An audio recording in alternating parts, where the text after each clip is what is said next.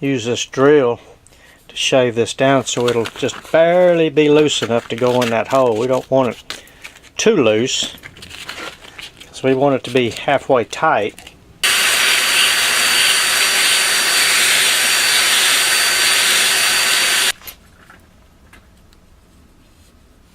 Oh, that seems to be a pretty darn good fit. So let me cut that off. Then we'll put our spring in there and then find out how much more we have to cut off.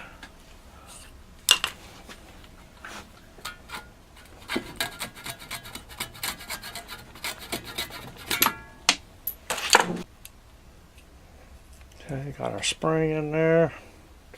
Shove that in there. So it looks like we only need to cut maybe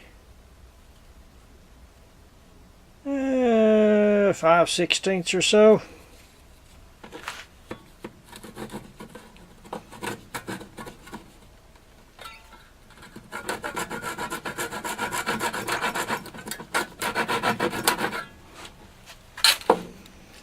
Okay. We need to round this edge here because that's what's going to go inside the shutter frame. We want kind of a halfway blunt point. Yeah, there we go. Yes, now it goes all the way in. So when it comes out, there'll be plenty left. There'll be that much stuck up inside the slat.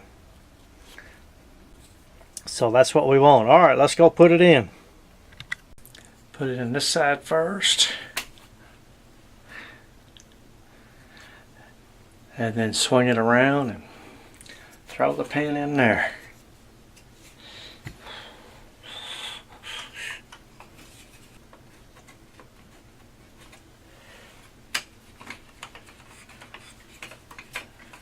Okay, it's up in there. We just need to drill a couple of holes in there and put our staple in there. That's probably going to be the hardest job of the whole job.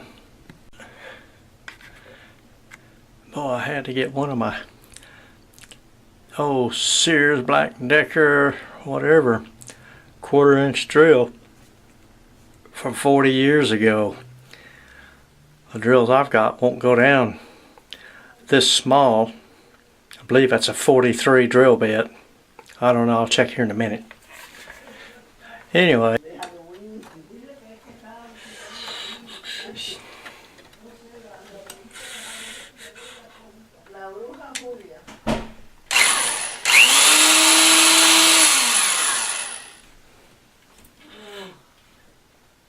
I gotta go sit in my chair for a little bit. Look at, I cannot believe that all these years, and that is so simple. It's not that simple.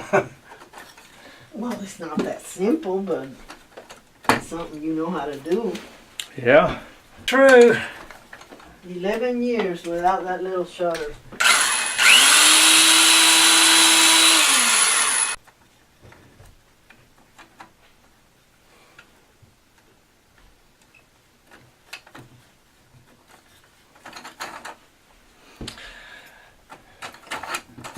Okay.